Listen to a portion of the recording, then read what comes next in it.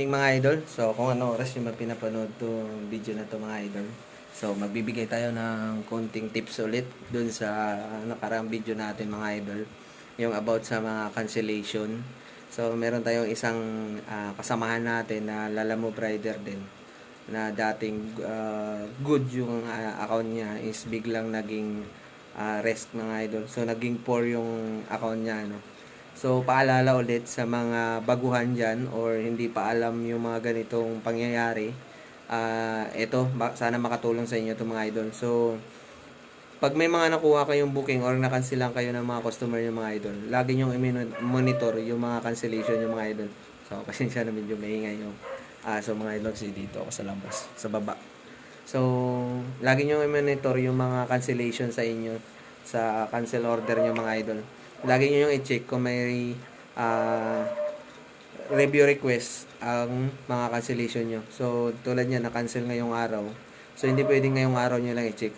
I-check nyo din sa mga susunod na araw mga idol. Kasi 3 days yan.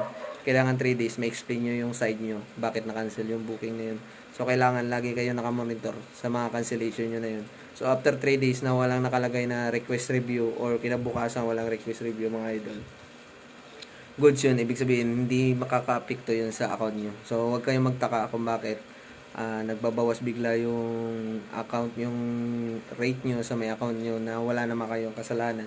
So, ganito nangyayari dyan. Tulad dito sa kasama natin mga idol. So, ito. Meron siyang cancellation na hindi niya dinouble check na meron siyang cancellation na may request review mga idol. So, dating good yung account niya tapos naging poor na mga idol. So ito, meron siya, dinouble check ko yung cancellation niya. So ito yung cancellation niya, yung sa may Pasig mga idol. Hindi niya na-check na meron siyang request review. So nangyari, bumaba hanggang sa nasuspended siya mga idol ng 3 days. So 3 days siya nasuspended. So pag sunod-sunod na ganun nangyayari mga idol, baka sa susunod is mababan ka na.